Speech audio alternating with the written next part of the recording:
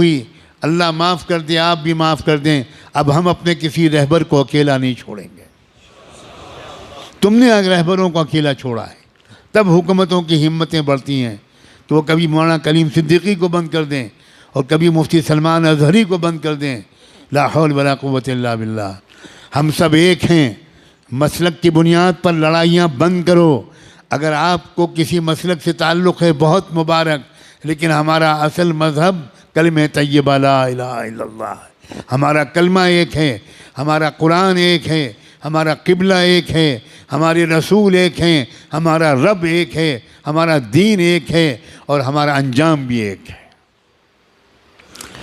کسی طرح کا جھگڑا نہیں۔ یہ اہل سنت کی مسجد ہے اور یہ تبلیغیوں کی مسجد ہے۔ اللہ کرے اب یہ سب ختم ہو جائے، ہم سب ایک دوسرے کی مسجدوں میں جا کر نماز پڑھیں۔ مسجد کسی کی نہیں ہے، مسجد تو اللہ کی ہے۔ گلے مل جاؤ، ایک دوسرے کو دعوتیں کرو، ایک مسلک کے علماء دوسرے مسلک کے علماء کو کی دعوت کریں، دسترخوان بچھائیں، ان کے ہاتھ چومیں، ان سے دعا کی درخواست کریں۔ یاد رکھنا ہر مسلک والوں میں کچھ خوبیاں ہیں، یہ سب مسلک مل کر ایک امت بنے گی۔ اب کب تک یہ مسلک کا ہم لوگ ڈھول پیٹیں گے؟ اب بن جاؤ ایک امت، اس لیے کہ دشمن ایک امت بن گیا۔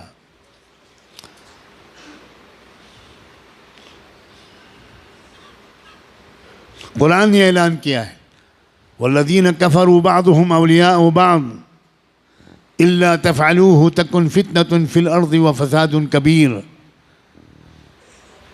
کفر کی طاقتیں ایک امت بن گئیں، ایک قوم بن گئیں، ایک جماعت بن گئیں، ایک سنگٹھن بن گئیں، ایک تحریک بن گئیں۔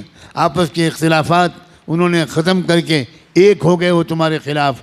الا تفعلوه تکن فتنة فی الارض وفساد کبیر۔ اگر تم بھی ایک نہیں بنو گے، اگر تم ایک دوسرے کے مددگار نہیں بنو گے، تو یاد رکھنا تمہاری اس بدماشی کی وجہ سے، تمہاری اس بدفعلی کی وجہ سے پوری دنیا میں فی الارض فتنة و فساد کبیر، بہت بڑا فتنہ و فساد پھیلے گا تمہاری پھوٹ کی وجہ سے۔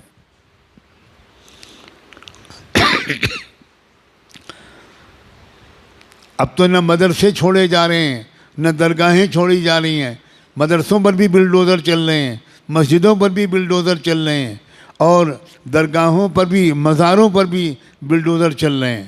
واہ واہ واہ واہ۔ اب بھی امت ایک نہیں ہوگی، اب بھی درگاہیں اور مزاریں والے الگ رہیں گے اور مدرسے والے الگ رہیں گے۔ اب تو بھائی خدا کے لیے اب تو ایک ہو جاؤ، ایک ہو کر مضبوطی کے ساتھ ایک طاقت بنو، اور اس بات کی عادت ڈالو کہ جب یہ میرے جیسا کوئی کہنے والا یہ بات کہے تو جس مجمع کے سامنے کہے اس مجمع میں سے کم 50% لوگ وہ باقاعدہ اپنے علاقے کے ذمہ داروں کے ساتھ آئیں، میرے پاس آئیں، میرے جیسے لوگوں کے پاس آئیں اور تفصیل پوچھیں کہ ہم اپنے ملک کو سنبھالنے کے لیے کیا کریں۔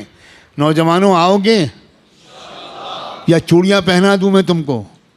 میں چوڑیاں بھیجوں؟ میں سچ کہتا ہوں میرا دل بہت دکھا ہوا ہے، بہت دکھا ہوا ہے۔ او مال والوں، اپنے مال کو شادیوں میں خرچ کرتے رہو گے؟ بتاؤ، جواب دو، شادیوں میں خرچ کرو گے یا قوم کی حفاظت کے لیے خرچ کرو گے؟